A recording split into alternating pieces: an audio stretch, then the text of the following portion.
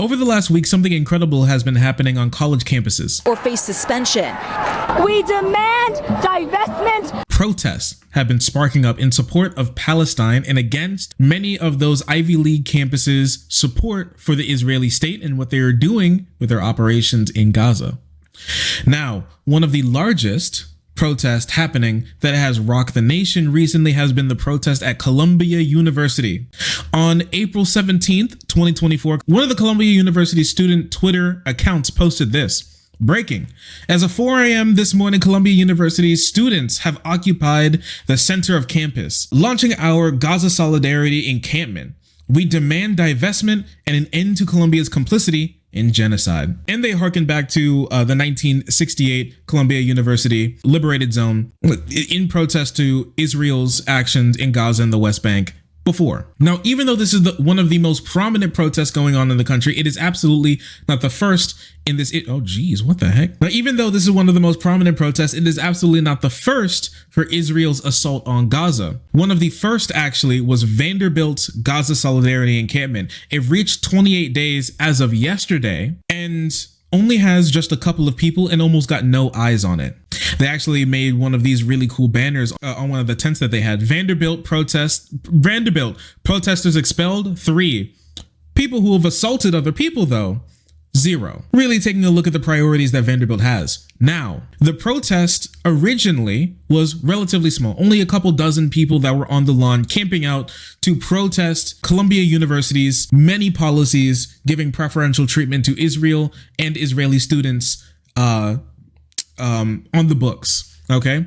One of the professors, now you can say this guy might be a little biased. He is anti-capitalist, anti-fascist, anti-war, anti-violence, and a trauma expert as well. So he may be infected with the woke liberal hive mind and mind virus. Who knows? But what I do know is that he walked by the encampment, and his personal view is that everything was peaceful, and everything was peaceful, and this is a very normal and very okay protest that any university should be okay with.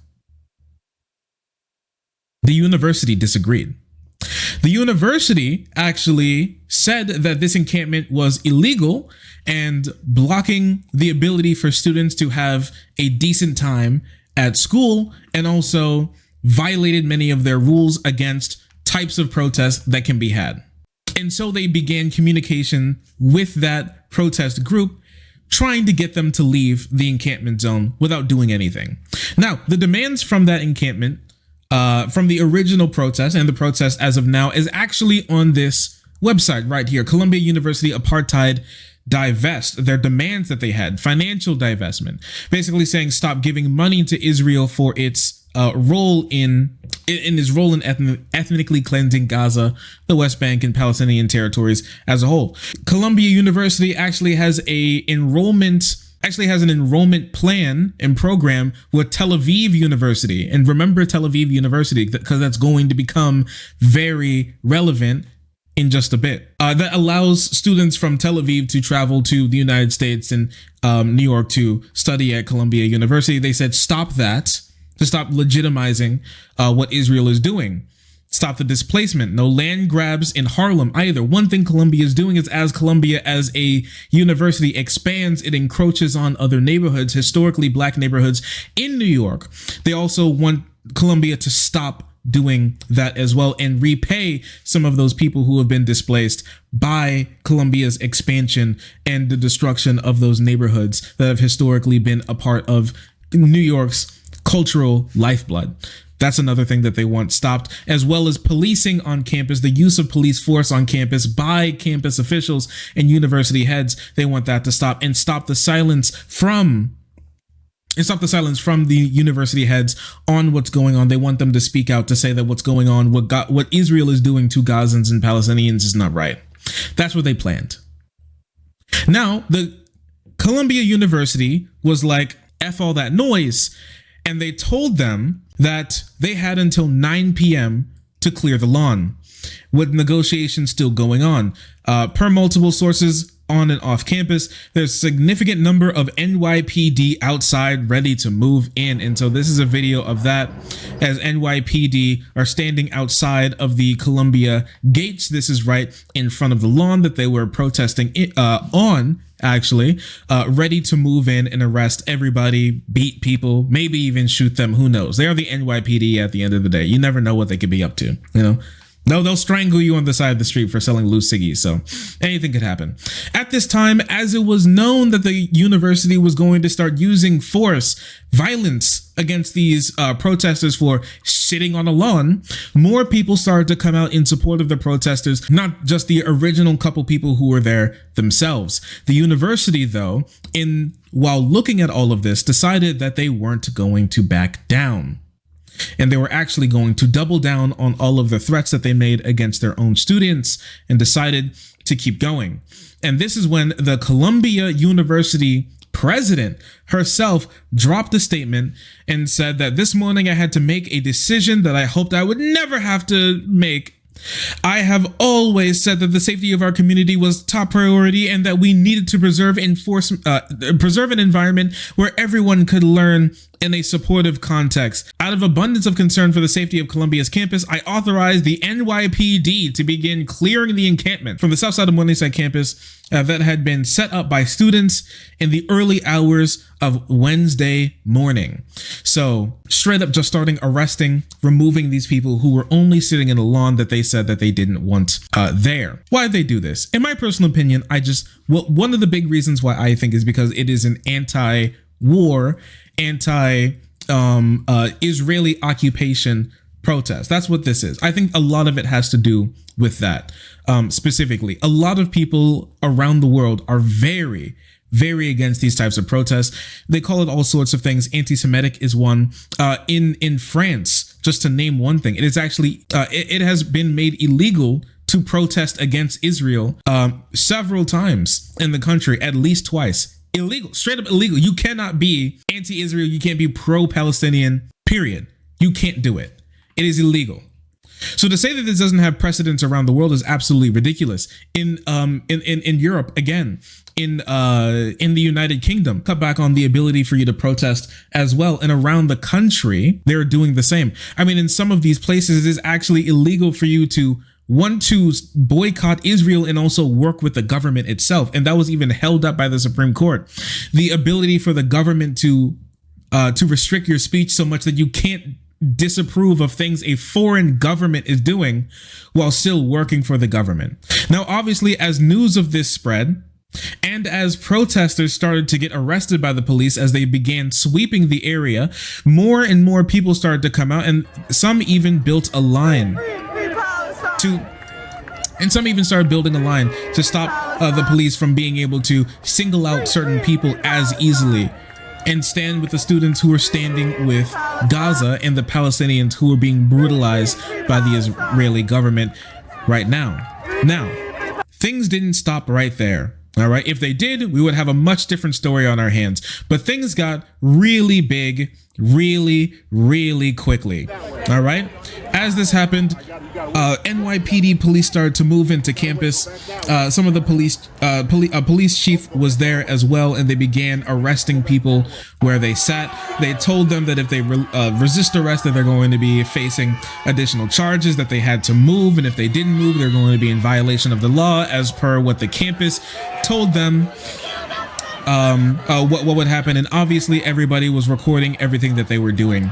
They destroyed tents, they destroyed food that they had, they brutalized some of the students as well, told them they needed to leave, and when all was said and done, hundreds of people started to crowd around the entire area, because just having the police come in and completely destroy a wildly peaceful protest for absolutely no other reason than because it was just deemed a protest that they personally didn't like was something that's going to ruffle a lot of feathers of people who like the, First Amendment or whatever, right? Things got so big, in fact, that even old man Cornell West even showed up to hop the fence and give a little speech himself. That hard. It breaks my heart. And you have clout. Please use it for peace. And justice.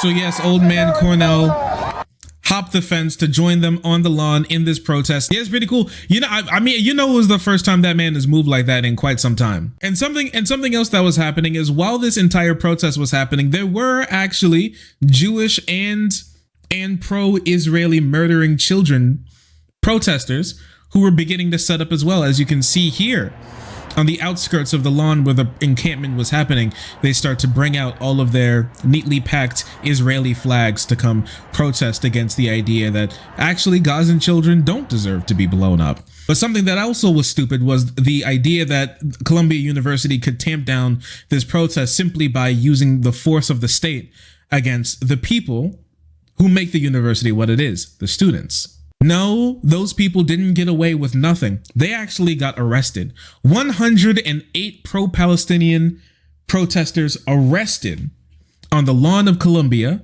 that day, with the university making good on their threats to harm these students for being anti-Israel and pro-Palestinian, calling the entire protest anti-Semitic and Jew-hating for no good reason, with no good evidence to support that claim at all. With even Ilhan Omar's own daughter being one of the people arrested at this protest. Crazy stuff. Even a daughter of a sitting member of Congress wasn't even safe from what the NYPD wanted to do there that day. And even Eric Adams, the mayor of New York, came out to call these protests anti-Semitic. He said, "We love free speech, but not like this. Everybody here is an anti-Semitic pig who needs to be done away with for the safety of our streets," pouring out into the streets doing, nothing, I guess, because there's no massive riot that happened. Nobody was beaten here at Columbia University. Nothing of the sort. There were no swastikas. There were no Nazi flags. Nothing of the sort at all happened. But they still wanted to destroy these students' lives. And Columbia was going to make good on that promise to help destroy these students' lives. This is some more footage of the NYPD throwing away the food and the coffee that these students brought to help out with the encampment. Because these students not only were arrested by their school, they were evicted by their school, and some even suspended by their school as well. Out of the 100 people who were arrested, 53 were then not evicted that day and suspended that day from the school, not being able to sign in. They took a lot of their stuff from their rooms and just threw it out into the middle of the street, out into the middle of the hallways, out in front of the dorms, out in front of the dorms as well, just destroying a lot of the stuff that they had, specifically for just being anti-Israel and for being a part of this protest that the school deemed something that they don't want to host at all. So this is what we have here, where some of these students completely lost their ability to have an education now, and for some are even working to stop them from being able to reach employment for being anti-Israel. This is, without a doubt, what conservatives believe cancel culture actually is.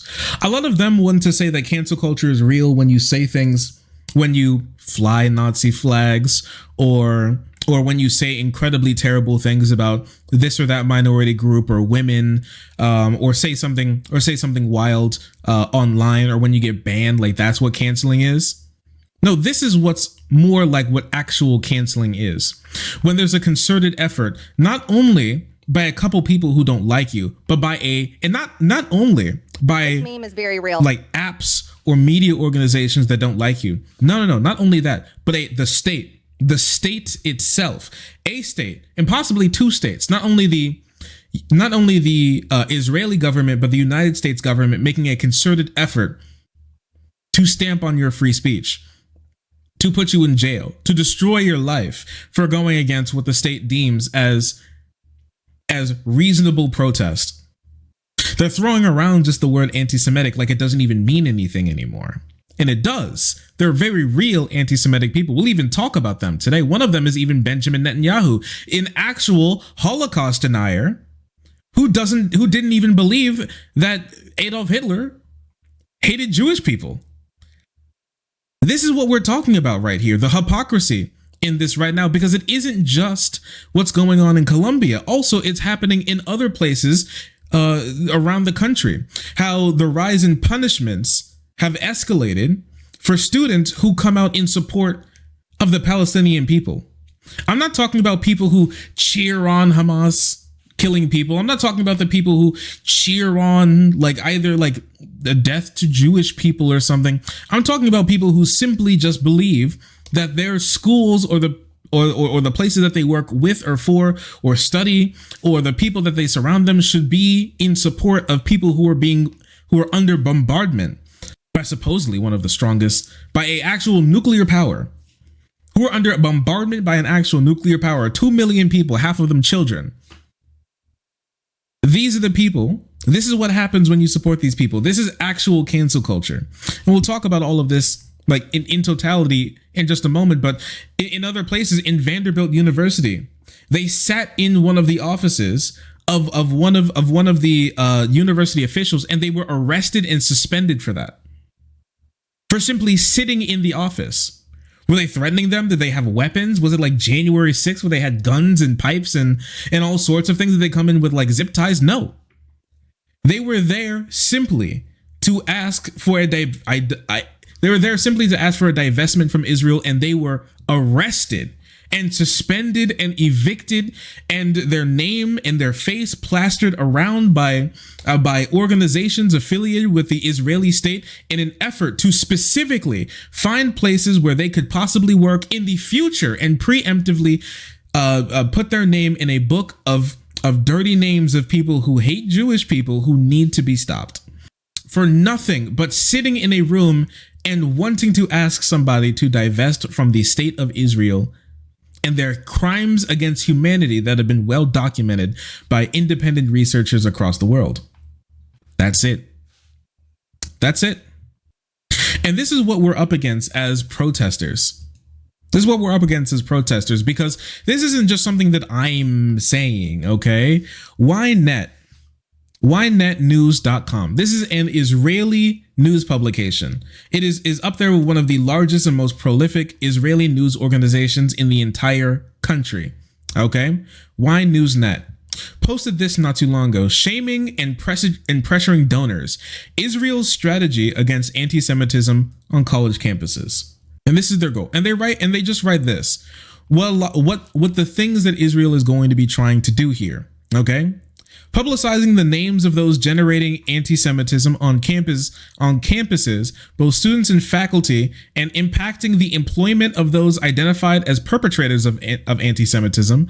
This means that anti-Semitic students will struggle to find employment in the United States and will pay a significant economic price for their conduct, in addition to individuals who tear down posters of kidnapped children who harm Jewish students will be publicly shamed. So this is the Israeli state, an actual state that has an actual division dedicated 100% to going to the United States and ruining other people's lives in a different country, and them having the power to be able to do that, for coming out publicly against what they're doing to Gazans in the Gaza Strip and in the West Bank, and for coming out against the occupied territories.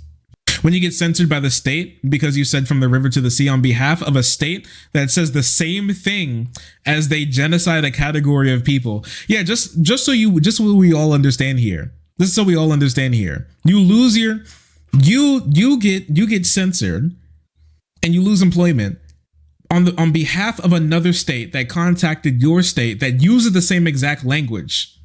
Mind you, if you look at an Israeli, okay, or somebody who loves Israel, the country, or a Zionist, whatever word you want to use, okay? If you look at that type of person who loves the state of Israel, notice their depictions of the state of Israel every single time. It's the entirety of the Palestinian territories subsumed into the entity that is the Israeli state, and the ethnic cleansing of those territories. Actual people championing and cheering on the idea of genociding an entire group of people off of a piece of land. And that one single thing is very curious. Nobody says anything. Nobody says anything about it. Nobody talks about it. It's just something that just nobody cares about. Again, taking legal action outside of the law against activities and organizations that pose a threat to Jewish and Israeli students on campus, such as Students for Justice, in Palestine. Israel will hold discussions with elements from the U.S. Department of Justice to map out legal tools that can be used to deal with factors that pose a threat to campuses and prevent activity that endangers the security of Jewish and Israeli students. Remember, keep this in mind. Endangers the security of Jewish and Israeli students, okay? Endangers them. Now, many of the people who were a part of these protests were actually Jewish and even Israeli students themselves, or who were sitting on that lawn and in other places in the country. Now that this has sparked and gotten bigger, apparently this endangers Jewish and Israeli students. Actually, you know what? Let me just show you, because I feel like this is incredibly interesting. Partners. Let me just show you how in danger a lot of these Jewish and Israeli students were that were a part of these protests, just mind you. So some of you all may have seen this, some of you didn't, but this is just a remarkable video, okay? So this is a video of a woman. Apparently she's Jewish. Don't tell me how I know, but I just have a guess. It's just my guess that she might be Jewish. She went to a protest wearing the fucking Life is Strange fit with Israel on the back, Jew on the front of the shirt, because no one could tell if he didn't say anything. Standing in the middle of this protest, as he tweeted this out, actually, like, my brave wife went to this protest to stand up for all Jewish people everywhere. And this is what happened.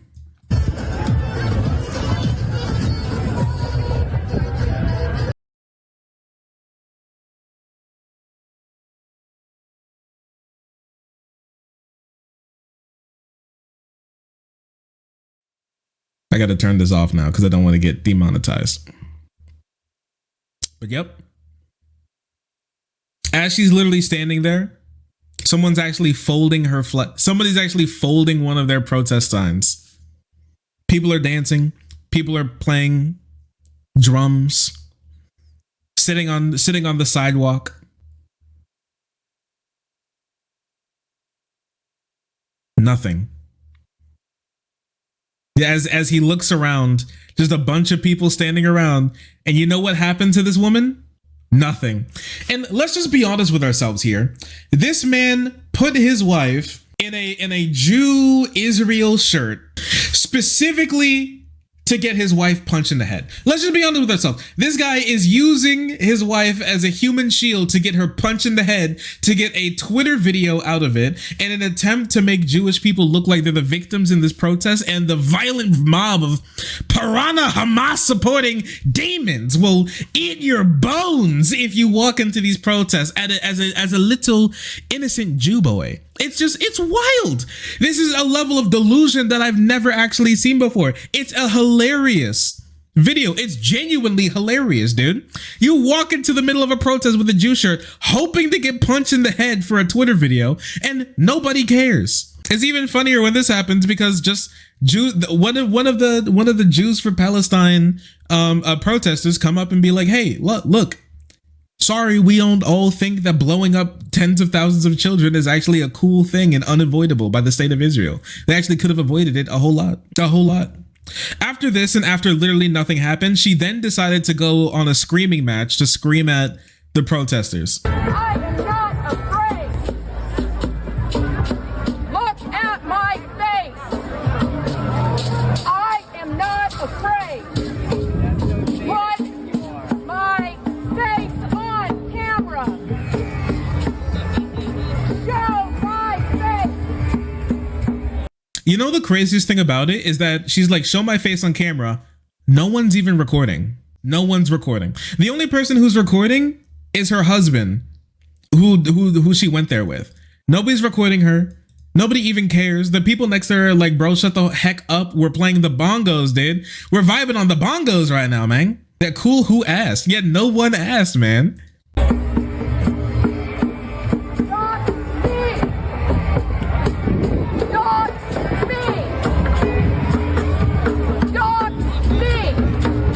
Like her husband, just so you know, her husband posted this video under their real name. Like, he posted this under his real name. And just so you know, I would like to show you the original clip. This is the original clip, but like from a different account. I can't show you it because after he posted this, he got so crazily ratioed and dogpiled that he privated his account. I think it's crazy. Listen, dude, this guy is using his wife as a human shield that they say that Hamas is. I'm just saying, like, he's actually here. He's like, he brought her there as bait to get punched in the head for a Twitter video, man. What are you even saying right now? Who thought that this was going to be a good idea? Dox me. You don't want to be doxxed. I just haven't heard of a story. It's probably out there, but I personally haven't heard of a story of a Jewish person being doxxed for being pro-Israel ever. I've heard a lot of Palestinian protesters being doxxed. I've seen a lot of Palestinian protesters be shot in the legs for that too. They're not scared. They're actually fine. They're perfectly fine. And nothing happened.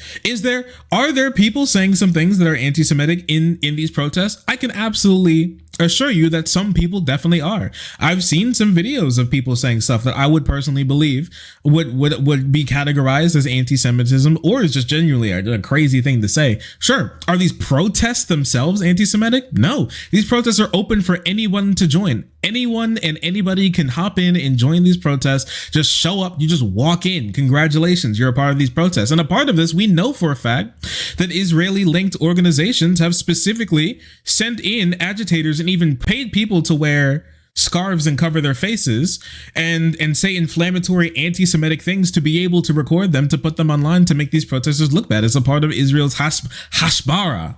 Those people are not in any way representative of these protests. The vast majority of people just want to see Gazans and Palestinians free from bombardment and free from subjugation, free from occupation from the Israeli state. That's it. And for that, many of these people are labeled anti-Semitic. Even Joe Biden came out to call these protests anti-Semitic. But I wanted to talk about something incredibly interesting, because even during Passover, because Passover was just a couple of days ago, even during Passover, hundreds of Jewish people in New York, over almost 300 people were detained by the NYPD for protesting outside of Chuck Schumer's house. 300 people, many of them being Jewish, protesting outside of Chuck Schumer's house for him promoting more money for Israel's war machine against children in Gaza. That's what we're working with right now. Okay, these are the anti-Semitic protesters that a lot of these people have in their minds when they talk about this type of stuff. It's sick, and it didn't work. It didn't work in closing down the protests. It didn't work in getting people off the lawn. It didn't work with any of that.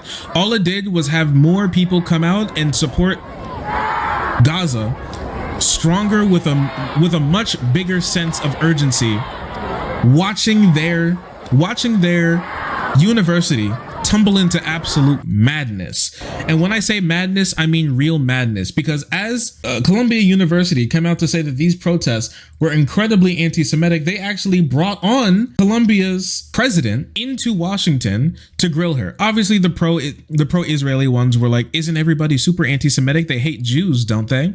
But Ilhan Omar, whose daughter was arrested at Columbia, decided to question the president as well, and she had an absolutely incredible series of questions. Take a look at this.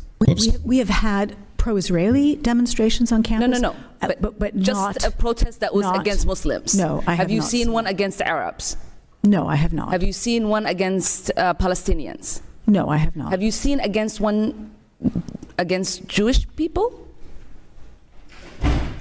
Have you seen a protest saying we are? Yes, thank you. Yes, that's what's actually going on campus. That's what actually is going on these campuses, not Jews being attacked for all of this. No, actually, that's not what's happening. So, protest, they continued on. They fought on, okay? And I would like to take a little detour real quick, like at this moment, because something interesting happened. Someone interesting happened. A little guy decided to poke his head out into all of this, and his real name is Shai David I. Shai, okay, is an economic professor at Columbia University, Jewish Israeli father, partner, Zionist. He loves Israel and he loves bombing children. His favorite thing in the world. Okay, I don't believe he's former IDF, but he was born in Israel, as far as I remember.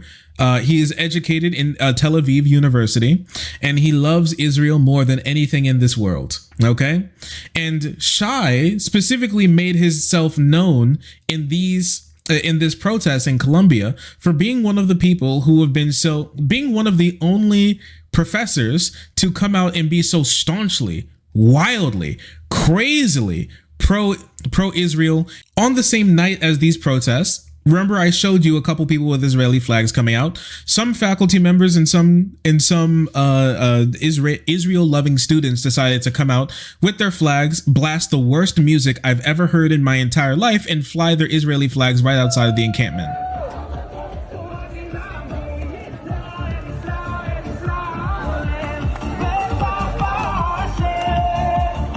Yeah, we're not gonna play the rest of this, but this is what they did, okay? Right outside the encampment. As you can see, just like in every other protest, the protesters were just sitting there minding their own business. Literally nobody cared about what they were doing. But Shai was inspired by this. He was inspired by this act of pure bravery in the face of literally terrorists in America, actual unironic Hamas that could kill him at any moment.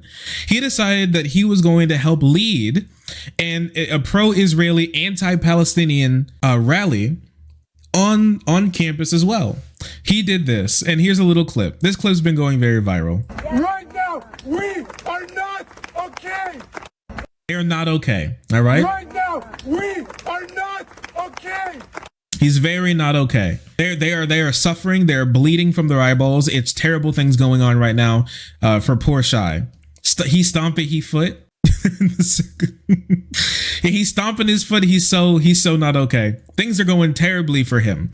All right. But this man is very connected to Israel. Actually, he's so connected to Israel. He went on Israeli TV to talk about his experience on campus after instigating arguments and leading a counter protest against anti-war protesters. Take a look at this. This is an important topic. This is not just about Colombia. This is every U.S. college. They have said that they are going to bring down Colombia first, and then as a domino effect, we'll have all other universities. But I want to make clear one thing before I talk about my own actions. What we're seeing now at Colombia, and I don't use this word lightly, we're not seeing ideological war. We're not seeing support for terrorism. We are seeing terrorism.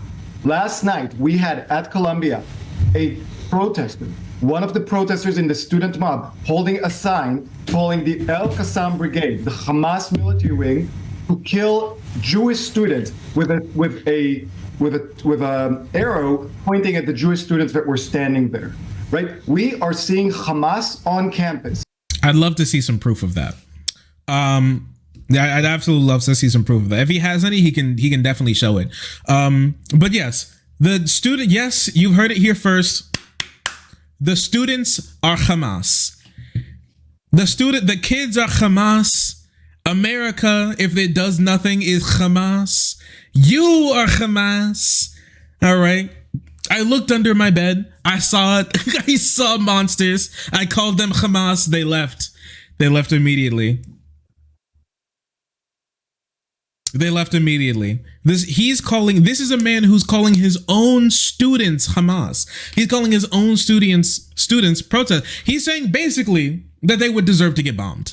That if a government decided to drop a bomb on their heads and kill them, wipe them out, that there is no difference between that and killing Hamas terrorists, a part of the Hamas military wing in Gaza. No difference.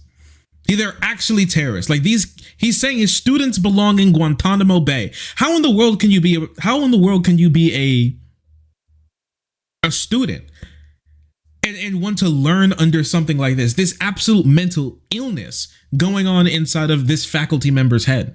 It's absolutely crazy. And one thing I know about this guy is he's wildly attention seeking. He is a crazy attention seeking guy who's done everything in his power to make himself as big of a victim and as big as a face of the suffering Israeli person agenda that he has and he wants to show. All he has is one person showed a sign, possibly, that was bad. Sure, yeah. If that sign was there, yeah, it was bad. Was it there? I don't know. I'm not going to say it definitely wasn't. I have no clue. I don't have a picture of it. Apparently he doesn't either. But what he does know is that because of that, and because he feels like it, he's going to call the entirety of this protest a Hamas terror op in order to destabilize the United States and destroy the West, bringing in Sharia law across the land. This man is out of his mind. And he may even have a vested interest in this entire war as well, because his family even has ties to weapons manufacturing, the same weapons that get manufactured that destroy the lives of Gazans. He is a well-connected, wealthy Israeli American looking to shore up support for Israel's destruction of Palestinians, the Palestinian occupied territories in the West Bank with American weapons that he benefits with the creation of. If this doesn't tell you that this is crazy, dude, I don't know what does. Now, is that his only reason? No, I don't believe so. With this being said, Shai had a lot of things to say. He did a lot of things on campus, many protests, but he was still a faculty member on campus. He said it himself that he was a faculty member, that he was a part of the professor corps, that he was an important part of Colombia. And that he thought possibly that he could do whatever he wants. He cheered on the students having their cards revoked and them getting evicted because they were Hamas. They're terrorists. They deserve it. They deserve worse. Maybe to be tortured until they die in Guantanamo Bay. Maybe to have a bomb dropped on them. Who knows? Maybe to go to jail. I don't know. But he was sitting high on the privilege that he had for what he was doing. Now, to the university's credit, they came out against him and said that he needed to be more respectful and abide by the campus's rules when it comes to counter protesting. He did nothing of the sort. And one day after all of his protesting and going onto Israeli TV to tell the world that his students are terrorists who need to be destroyed, this happened. We're not going to let the media in. Media out. This is the COO of the university. We're not letting the media in. This is him swiping his card. This is him swiping his faculty card to get into Colombia. That beep and nothing happening means his card got canceled. Shai had his card deactivated and his permissions to reach parts of the campus removed after the counter protests and the things that he said about the students. He didn't take it very lightly. Wait. Everybody, my card has been deactivated. This is Cat Paul in the COO. This is Gerald who is failing the meeting. When I asked them if Hamas the terror organization.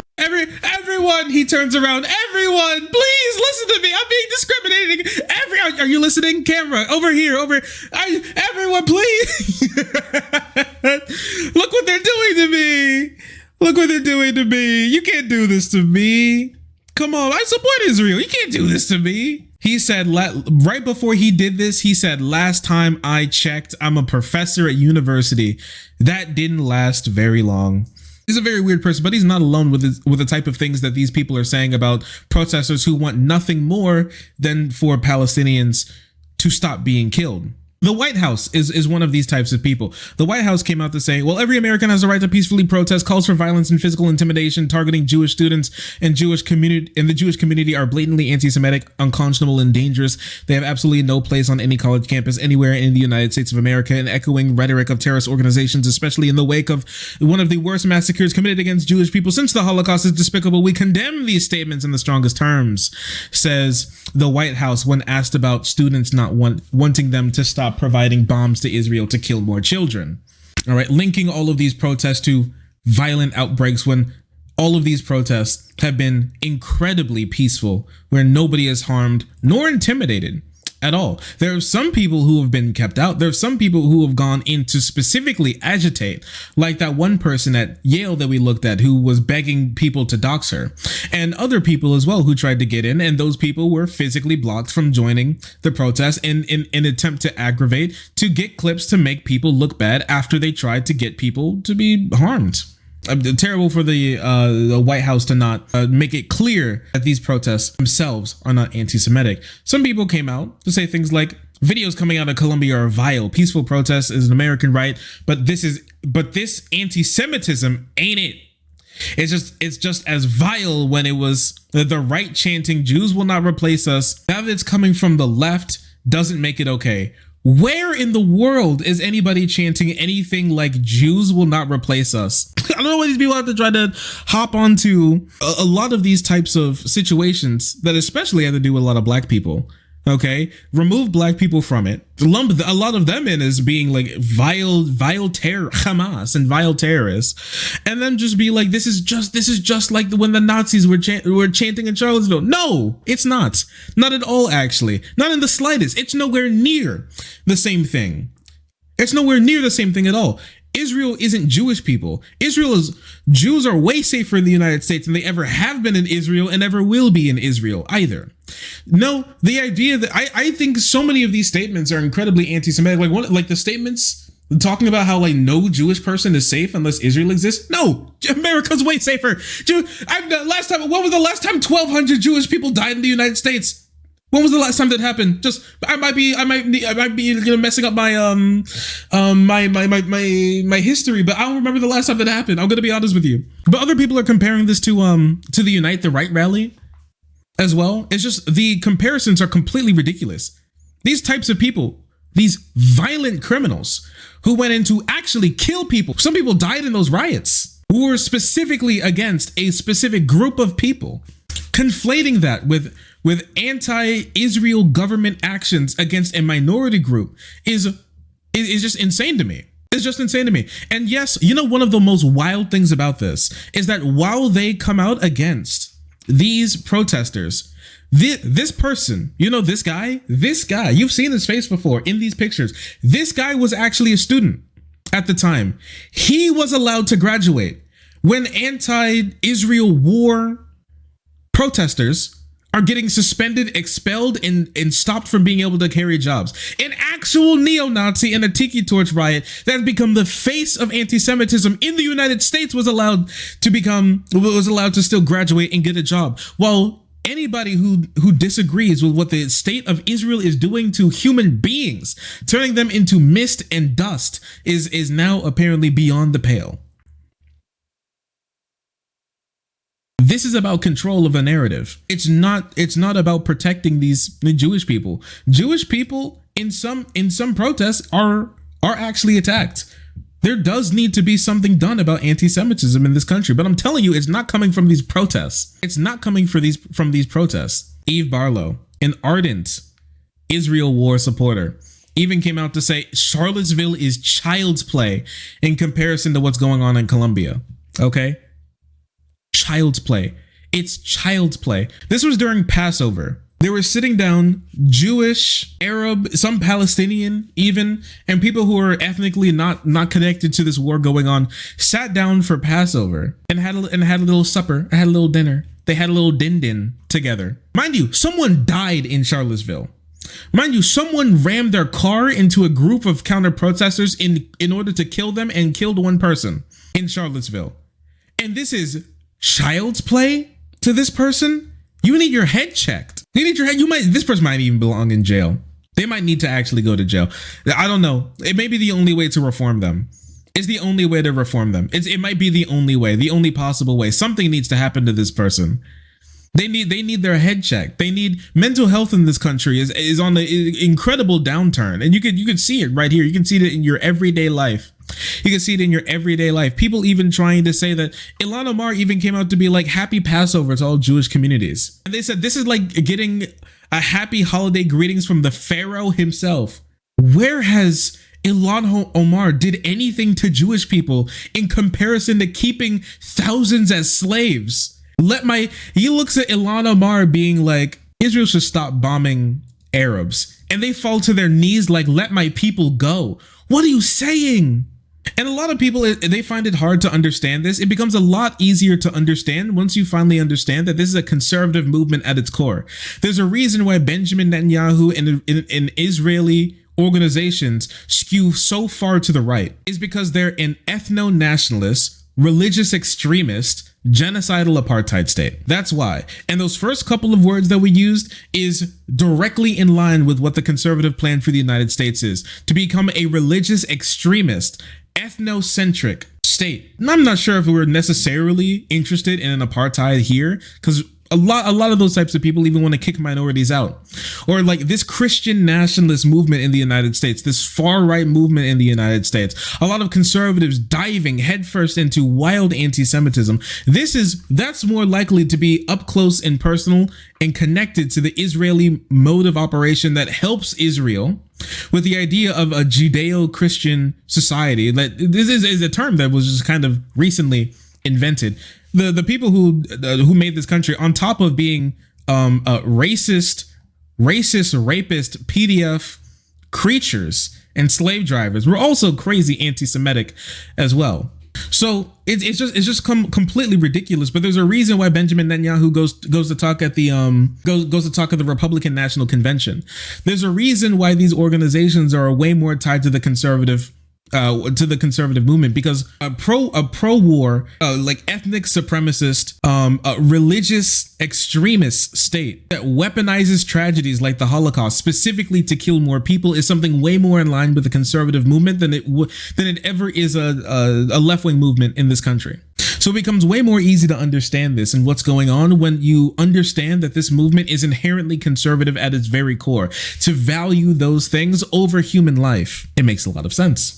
That's why the religious extremist, ethno-nationalist Speaker of the House that we have right now, Mike Johnson, wants to go to speak at Colombia to say that the Colombian president has failed Jewish students somehow by making sure that they're pretty safe. She's done a lot to make sure that they're pretty safe, even kicking out anti-Palestinian protesters because it didn't make them safe somehow. Moving on, I want to talk about something, okay? Because it's not just those people, it's other people as well. Very well-connected people, all right? Security and intelligence analyst, Israeli American, who specifically says that Jewish people in these campuses across the country need to leave. They need to leave campus because it's too dangerous for them. Like they're in danger of being lynched or something, because there's people in those campuses who don't believe that Israel's war on Gazans is something that should continue. It's unconscionable. He literally believes, as a current security intelligence professional and former IDF intelligence officer, that tells me everything I need to know about you. I disagree with this position here and wholeheartedly suggest that Jewish students not only leave campus, but seek new institutions for their continued education. The idea of Jewish students need to self-isolate themselves away from other students who just believe that the country of Israel shouldn't be bombing human beings is wild to me. And I do still think it's anti-Semitic to believe that Jewish students need some sort of allegiance to Israel or something, or being against Israel is somehow being against the soul of being Jewish or something. It's wild to me. When even the most anti-Israel people on planet Earth are actually many Orthodox Jewish people who do not believe that specifically taking land and kicking people off of it for an ethnically supremacist nation is a good idea. I don't know how you could even imagine how that's not anti-Semitic. It's absolutely wild. Another faculty decided to come out in support of these Colombian protesters. I told you this was a big segment, okay? So don't tell me I didn't warn. Don't tell me I didn't warn you, okay? Good afternoon. I'm Christopher Brown, professor in the history department. This is the first time I've ever held a microphone at a protest of any kind. I'm not sure whether that's something to take pride in or not. But I say it because this is not typical for me.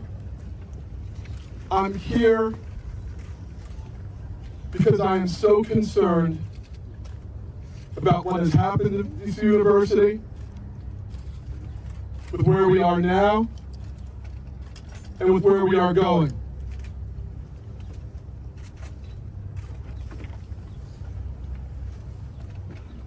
Thursday, April 18, 2024, will be remembered as a shameful day in Colombia's history.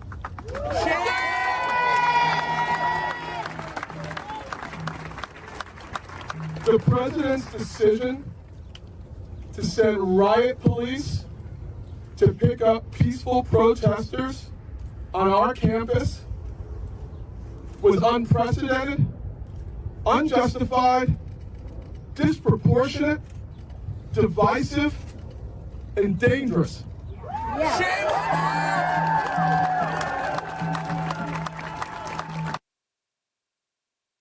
After this, Colombia even had some faculty members arrested. After this, hands off our students, restore faculty governance, end student suspensions now of these many faculty members coming out against what many of these faculty members coming out against what Colombia decided to do against them. Some of these faculty members even were arrested as Israel began to still clamp down on a lot of these people. The protest still went on. They can't shake these protests. So Colombia, after this, after canceling all of these cards and stopping people from entering and all of these suspensions that they were like just leveling out, decided that honestly campus might not even be worth protecting anymore, and decided that they may shut down their a lot of their classes, and you may even just go back to just having online classes instead of on campus classes. And this even happened to NYU faculty as well, who were also arrested with students during protests. Some of those people may possibly even be fired for going against Israel's apartheid. And these students are doing an incredible thing, borrowing tactics of continuing to move, borrowing tactics of continuing to move, covering your face, all these types of things. We talked about this the other day when we talked about how the United States government was coming in and working with its intelligence services to keep track of all of these types of people, even make illegal arrests, track them illegally as well. This is serious. This is serious stuff that the United States government is doing. Right. And in some ways, it's possible that even the Israeli government is working with that as well. They work in close collaboration with the United States government and intelligence services. Who knows? It's possible. It's very possible when it comes to that. And it's something that you need to look out for. And I do 100% say, if you ever go to one of these protests, please do cover your face. And also, what you need to do is turn your phone off as well, which is something that's really important. Those black vans with government employees will be there tracking your phone information to help get more information on you. So even you need to turn off your phone when you're there as well. Don't forget the lessons that were learned during those BLM protests with what the government was doing to illegally and or unethically spy on protesters for the veil of national security. As that happened, more and more faculty members walked out. The protest was getting even bigger. On Passover, everyone sat down. Jewish students, Arab students, everybody together. I don't see any Jewish students getting their head beat in or anything, or anybody building a Hamas rocket to shoot it into the Israeli fucking student quarters or anything. Nothing like that was happening, right? And with this known, protest around the country started to pick up speed after viewing what these protesters and what these students did. All the way from Vanderbilt to Columbia to NYU to Minnesota and Washington State College in University of Texas Austin. Actually, the government actually came in. The governor came in to crush peaceful protests that were happening, specifically because he didn't like the idea that students working together as people, as citizens, to work against what they believed their government was doing wrong. He sent in the National Guard to crush these protests, arrest and beat and brutalize these students for the mere act of going against what the government itself said is right or wrong, or what their protests they believe are right or wrong.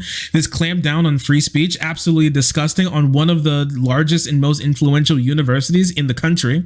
Sick stuff going on. But things continued on.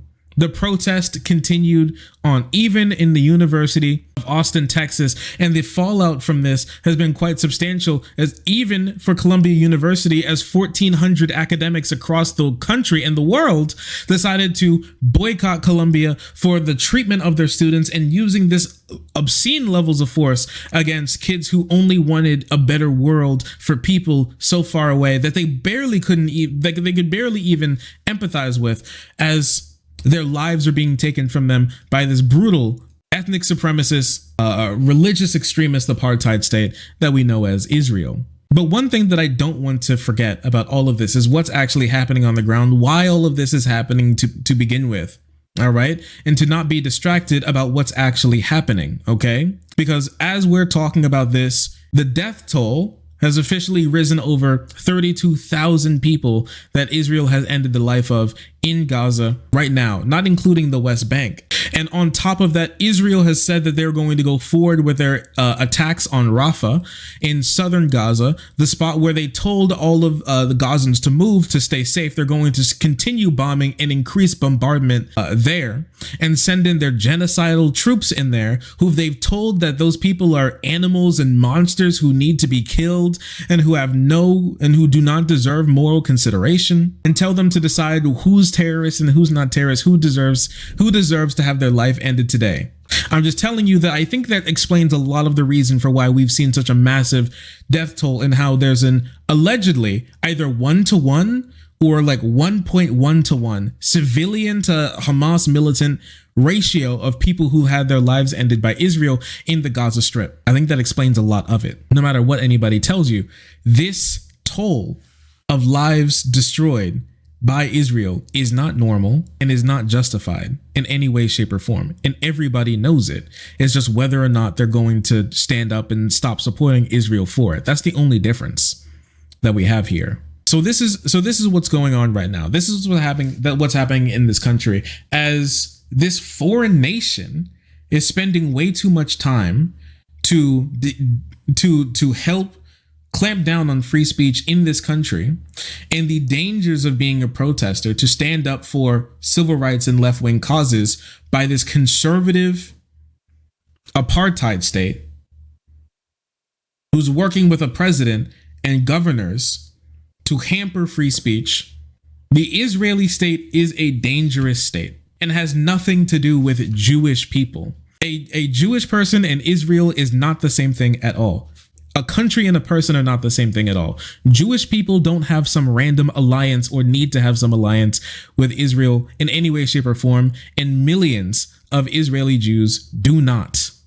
And no, they're not anti-Semitic for that. What I will say is that more and more Israeli Americans are finding it difficult to justify Israel's crime, even as they're so connected. The most connected people outside of Palestinians who are dying, the most connected people to this war, to this ethnic cleansing attempt by Israel, have even come out to say that they find it difficult to justify what Israel is doing. The people who even have their family members at stake in some of these battles find it hard to justify what Israel is doing. Even they do. And Americans, their views on this are changing as well. So don't sit here and don't listen to people tell you that there's nothing's going to change and you can never change what's happening. As Israel's biggest supporter on the world stage, diplomatically and militarily, we in the United States can do something about it. Your tax dollars not going to blow up Arab children in the Middle East is something that we can do. Americans are changing our views on this. And this is an amazing thing, an unprecedented thing. In the United States, telling people that blowing up more Arabs is not the correct answer to a problem in the Middle East is unconscionable to believe in a post 9/11 United States of America. Almost unconscionable to possibly believe that. But we're starting to believe that now. Israel's military actions in Gaza, Biden should encourage Israel to increasing military actions has dropped. Keeping them the same has dropped.